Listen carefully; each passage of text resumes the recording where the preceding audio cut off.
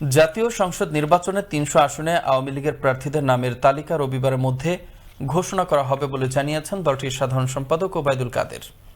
শুক্রবার বিকেলে আওয়ামী লীগ সভাপতির ধানমন্ডির রাজনৈতিক কার্যালয়ে এক ব্রিফিংয়ে একথা জানান তিনি। বলেন, রবিবারের মধ্যে মনোনীত প্রার্থীদের চূড়ান্ত তালিকা ঘোষণা করবে আওয়ামী লীগ। এ সময় বিএনপি নির্বাচনে আসবে না এটা উড়িয়ে দেয়া যাবে না বলে উল্লেখ করে ওবায়দুল কাদের বলেন, তাদের এখনো নির্বাচনে আসার সুযোগ রয়েছে।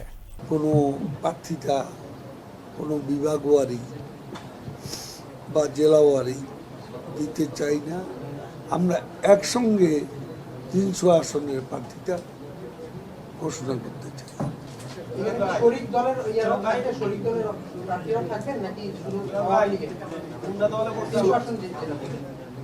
শরিক দল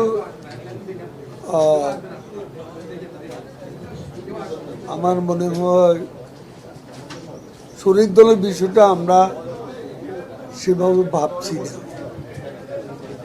কারণ এখানে জোটের বিপরীতে জোট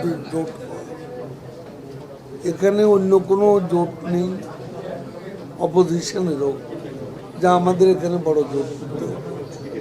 সেরকম বাস্তব পরিস্থিতি নেই।